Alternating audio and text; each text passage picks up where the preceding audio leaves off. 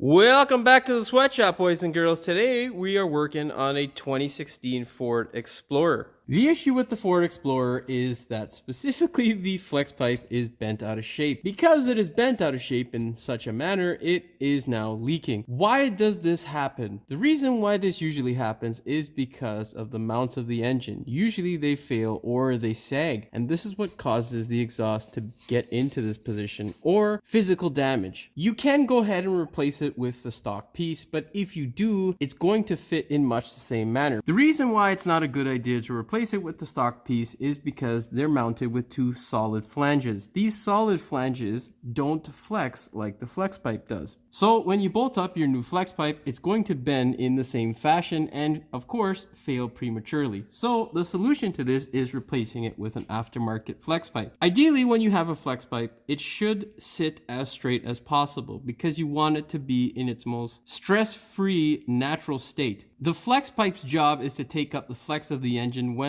the vehicle is in operation. So as you're accelerating back and forth, that's what its job is to do, is to allow the exhaust to flex so that you don't end up in a situation where the pipe cracks and severs or breaks. What we're going to do today is zip this off here, and we're going to feed this guy in there and weld it into place. The process of this isn't very hard. It is a bit time consuming and you need to know what to look for. Of course, you'll need a sawzall or some device to cut through the pipe. You'll also need a flex pipe and a welder. So it's not generally something that can be taken care of in the driveway or at home, but it is something I feel that you folks out there should know what it entails and the sort of tools that you need to do this sort of job. Even if you have a welder and you have flex pipe and a sawzall and you're able to, use a fair bit of skill to get this sort of job done, realistically, most people don't have a bender or a swedger, basically an expander, to expand these joints or shrink them down in order to fit perfectly. And you don't want to fill a pipe with all sorts of weld and so on and so forth. So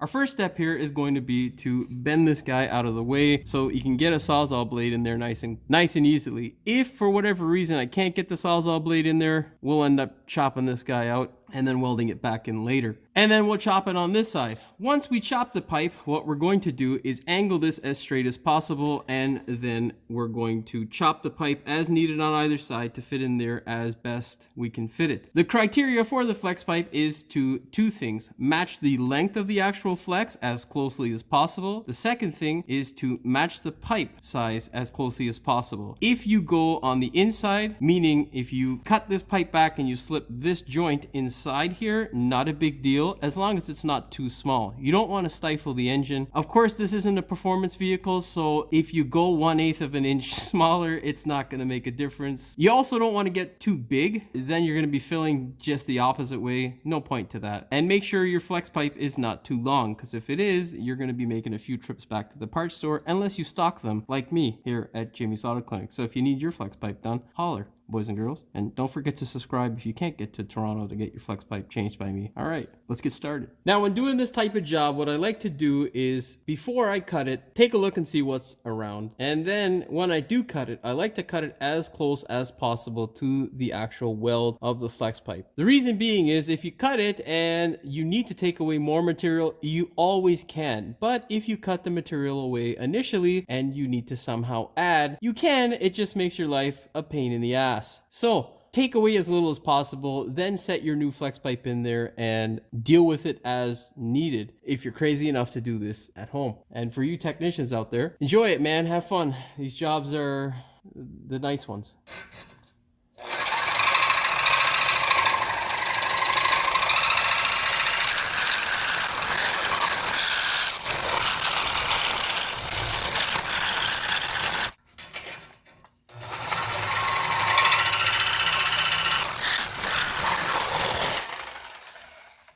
Now that's a nice and easy cut there. What you want to be aware of or careful of is when you're coming to the end of cutting the actual pipe, what can happen is the pipe can put pressure on your blade and bind, which is a pain in the ass. Also, you don't have to always start off with a sawzall. One of the tools that I find most beneficial when doing this sort of cut is a death wheel.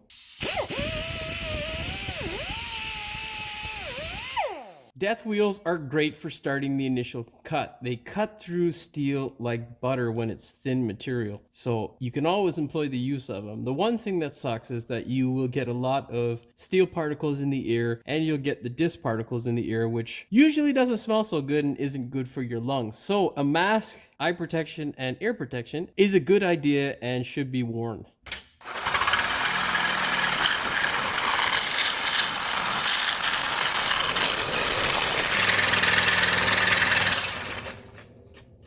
Of course, full throttle on the saw is not a good idea. You want to take your time so that you don't bind up or destroy your blade. The more heat you put into your blade, the quicker it will wear out. And if you're buying the good blades, these are quite expensive.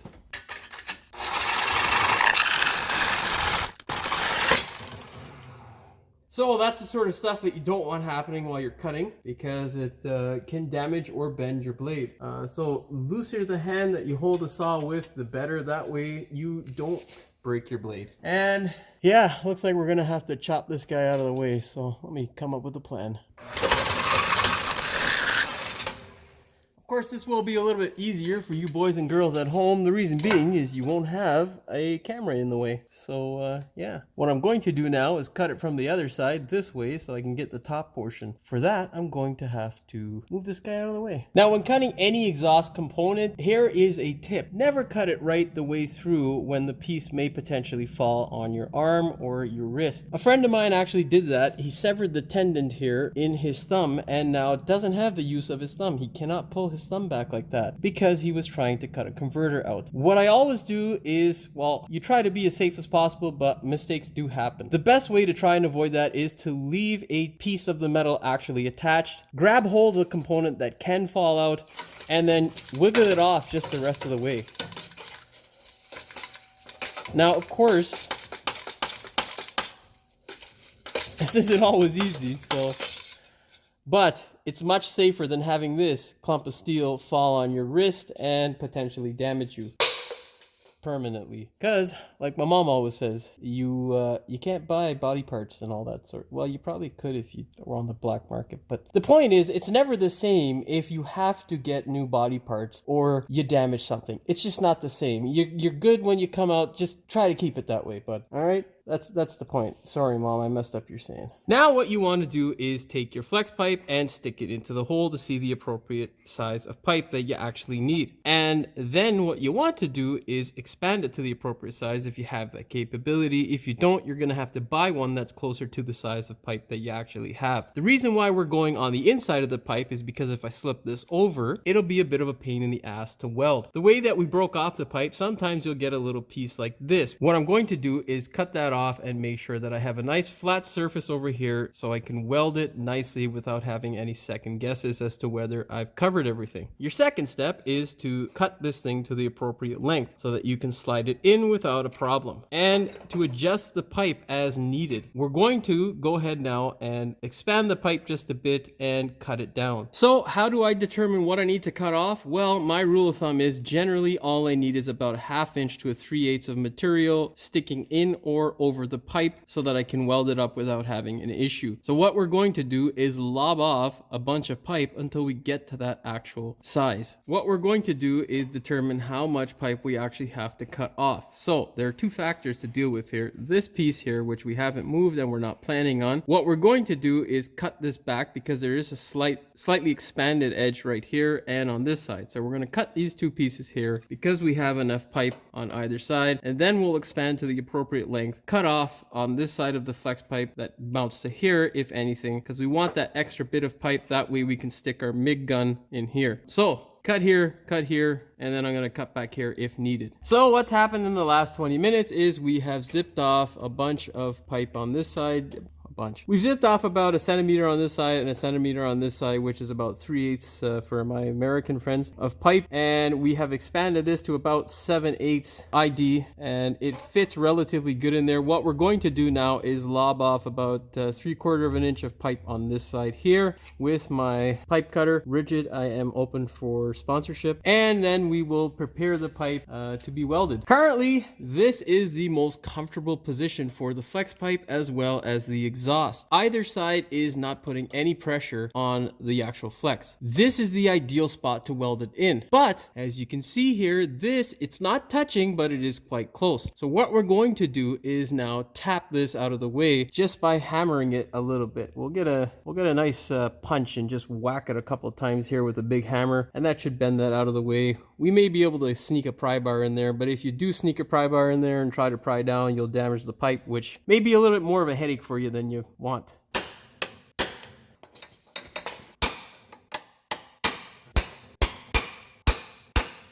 Yeah, I'll give it a little bit more. That should be good. Now, if you're asking yourself, what the hell is that thing for? It is to help with vibration. You can chop it off if you like, whatever. Not really a big deal. It's not gonna make a huge difference. You can see there is not too much of a gap between the pipe. It is minimal, and we are now ready to weld, my friends. All we gotta do is get our welder and hope that our welding game is good. I've got my ground cable back here, and basically what I like to do before I actually go ahead and weld it in is just tack it, then we'll check the actual, then we'll kind of wiggle the exhaust around just to make sure it's in the right spot. So tack the one front piece first. The first thing would be to plug the welder in, boys and girls. Don't do what Uncle Jimmy did. Plug the welder in. Once you have plugged the welder in, you can go ahead and weld. Yeah.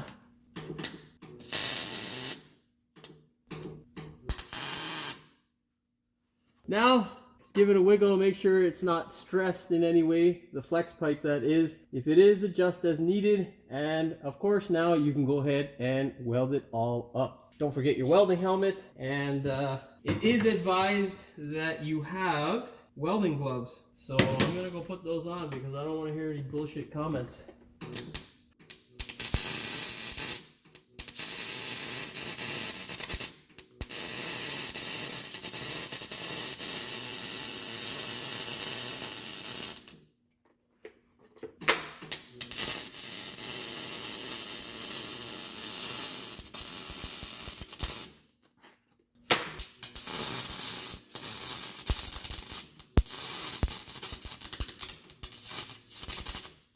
God damn it.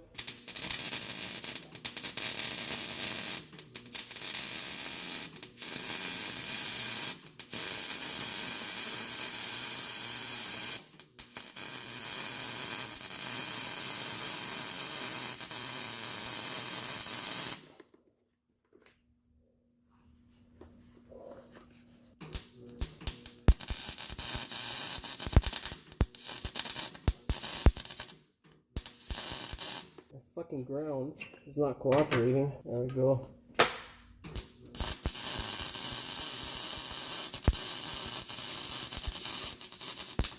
That's much better.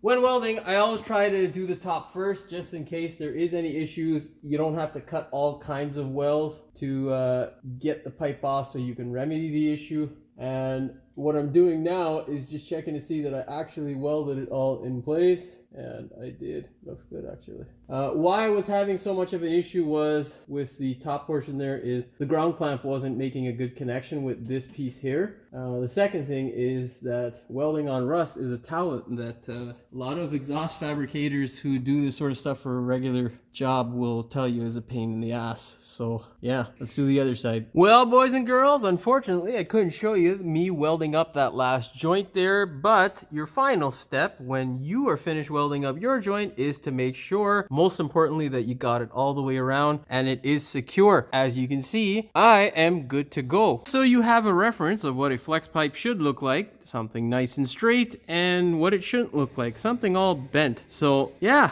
don't waste your money getting the Ford product and fix it right. I'm not saying that the Ford product is bad. I'm just saying that because it won't sit properly, because the flanges are going to hold it in the same manner when you bolt it up. So that's that for this one.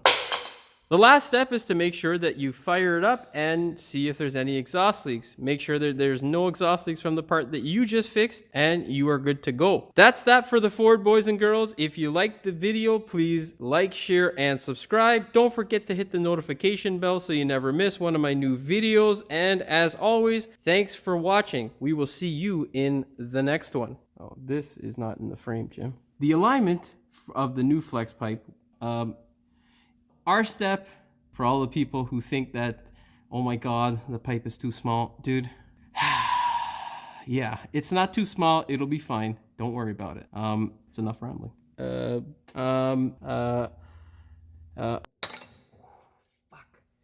Oh man. Why is it going back and forth like that? What the fuck's wrong with the camera? That was so weird. Okay, so don't forget your gloves and helmet. I just realized it's a shitty shot because my arm's probably gonna be in the way. Fuck. Oh well, too late. Oh, welder, don't fuck with me now. Okay, well, we're having technical difficulties, boys and girls. I'm good to... Well, boys and girls, your last step for the Ford. Well, boys and girls, your last step is to make sure... Fuck.